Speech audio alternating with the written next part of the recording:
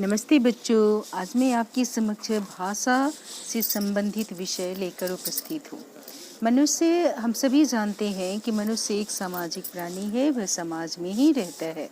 उसकी सभी ज़रूरतें समाज में ही पूरी होती है और समाज पर ही वह निर्भर है। तो बहुत सारी बातें, बहुत सारी इच्छाएं एक मनुष्य के अंदर होती है। तो वह इच्छाएं, वह भावनाएं, वह विचार भाषा के माध्यम से ही मनुष्य दूसरे मनुष्य के समक्ष रखता है। अर्थात उसके विचारों, उसके भावों को व्यक्त करने का एक जो साधन है, वह साधन भाषा ही है। भाषा जो है वह संस्कृत के भास धातु से ही निर्मित है, यानी संस्कृत के भास धातु से ही बना है और इसका अर्थ होता है बोलना। भास का साधारण अर्थ होता है बोलना। अब धातु क्या है? तो धातु जो है वह क्रिया शब्द का मूल रूप, यानी जिससे क्रिया शब्द उत्पन्न हुआ है, वह मूल रूप ही धातु कहलाता है। जैसे बोलना, बोलना एक क्रिया शब्द है और इसका धातु रूप होगा बोल। तो इस तरह से जो क्रिया शब्द का मूल रूप है वही कहलाता है धातु। जैसे खेलना, खेलना का धातु रूप क्या हो जाएगा? खेल। उसी तरह से दौड़ना, दौड़ना का धातु रूप क्या हो जाएगा? दौड़। सिर्फ ना हटा दो तो आपको धातु मिल जाएगा। तो इस तरह से एक तो धातु होता है जैसे सोना, चांदी इत्यादि, लेकिन ये जो धातु है वह शब्द का मूल रूप है। खासकर क्रिया शब्द, क्रिया शब्द के मूल रूप को ही धातु कहा जाता है। तो भाषा जो है वह भास धातु से बना है, जिसका अर्थ होता है बोलना। ऐसे तो बहुत सारे पशु पक्षी की भी अपनी अपनी बोलियां हैं। वो भी अपनी इच्छाएं, अपनी भावनाओं को प्रकट करते हैं, परंतु उनकी जो मुख से उच्चरित ध्वनि है, जैसे कोयल का कूकना, शेर का दहाड़ना, ये भाषा नहीं कही जा सकती, ये बोली कहलाती है। भाषा का प्रयोग तो सिर्फ मनुष्यों द्वारा ही किया जाता है। तो भाषा जो एक साधन है, जिसके द्वारा मनुष्य अपनी इच्छाओं को, अपनी भावनाओं को बोलकर, लिखकर एक दूसरे के समक्ष प्रकट करता है, वही कहलाता है भाषा। अब देखेंगे भाषा के रूप। भाषा के मुख्यतः दो रूप हैं, पहला मौखिक रूप और दूसरा लिखित रूप। मौखिक रूप में भाषा के अंतर्गत जिस भाषा को मुख से बोलते हैं और दूसरा उसे सुनकर समझता है, वही भाषा का मौखिक रूप कहलाता है। इसके अंतर्गत बोलना और सुनना आता है।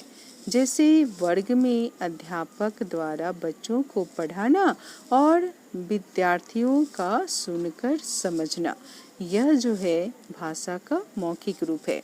नेताजी के द्वारा भाषण देना और श्रोताओं के द्वारा उसे सुनकर समझना, ये भी भाषा का मौखिक रूप है। आगे दूसरा रूप है लिखित रूप। लिखित रूप के अंतर्गत जिस भाषा को हम लिखते हैं और दूसरा उसे पढ़कर समझता है, वह भाषा का लिखित रूप कहलाता है। इसके अंतर्गत लिखना और पढ़ना आता है। जैसे दूर किसी दोस्त को या किसी संबंधी को मोबाइल पर संदेश लिखकर भेजना और उस संदेश को पढ़कर समझना, यह जो रूप है वह भाषा का लिखित रूप है। दूसरा एक भाषा का एक अन्य रूप भी है और वह रूप है सांकेतिक रूप। सांकेतिक रूप जैसे बीच चौराहे पर किसी पुलिस को संकेत के द्वारा गाड़ियों को रुकने और किसी ओर से गाड़ियों को आगे बढ़ने का संकेत देना। चाहे वर्ग में कभी ज़्यादा शोर हो रहा हो तो अध्यापक के द्वारा मुंह पर उंगली रखकर चुप रहने का संकेत देना। तो यह जो संकेत के द्वारा, जो इशारों के द्वारा हमें समझाते हैं, वह भी भाषा का रूप है, लेकिन वह मुख्य रूप नहीं है। यह एक दूसरा ही रूप है और वह रूप है सांकेतिक भाषा। लेकिन इसे भाषा के रूपों में नहीं रखा जाता, क्योंकि संकेत के द्वारा हम अपनी इच्छाओं को, अपने विचारों को, अपनी भावनाओं को पूर्णतः नहीं समझा सकते और न ही दूसरे व्यक्ति की भावनाओं को हम समझ सकते हैं। इसलिए सांकेतिक जो रूप है वह भाषा के रूप में नहीं आती। भाषा के रूप में मुख्यतः दो ही रूप है, एक है मौखिक रूप और दूसरा है लिखित रूप। भाषा के अनेक रूप है। भाषा के अनेक रूप है। जिन रूपों में है, पहले मातृभाषा, दूसरा राष्ट्रीय भाषा, तीसरा राजभाषा और चौथा बोली। मातृभाषा, जिस भाषा को बच्चा शैशवावस्था में अपनी माँ तथा अपने परिवार से सीखता है, वह भाषा मातृभाषा कहलाती है। जैसे पंजाबी परिवार में जो बच्चा बोलता है वह पंजाबी भाषा सीखता है, अर्थात उसकी मातृभाषा पंजाबी होती है। दूसरी भाषा है राष्ट्रीय भाषा। जिस भाषा का प्रयोग राष्ट्र के अधिकतर लोगों द्वारा किया जाता है, वह भाषा राष्ट्रीय भाषा कहलाती है। जैसे हमारा देश भारत की राष्ट्रीय भाषा जो सबसे अधिक बोली जाती है वह भाषा है हिंदी। तो भारत की राष्ट्रीय भाषा हिंदी है। आगे है राजभाषा। जिस भाषा में सरकारी काम काज किया जाता है वह राजभाषा कहलाती है। हिंदी भारत की राजभाषा है और भारतीय संविधान के अनुच्छेद 343 के अंतर्गत 14 सितंबर 1949 को हिंदी भाषा को भारत की राजभाषा के रूप में स्वीकार किया गया। इसलिए प्रतिवर्ष 14 सितंबर को भारत में हिंदी दिवस मनाया जाता है। आगे है बोली। बोली जो है वह भाषा का क्षेत्रीय रूप है, यानी क्षेत्रीय रूप यानी क्षेत्र विशेष में बोले जाने वाली जो भाषा है वह कहलाता है बोली। बोली मौखिक रूप में ही होता है, बोली का लिखित रूप नहीं होता। यानी बोली जो है सिर्फ बातचीत के लिए प्रयोग किया जाता है, इसमें साहित्य की रचना नहीं होती।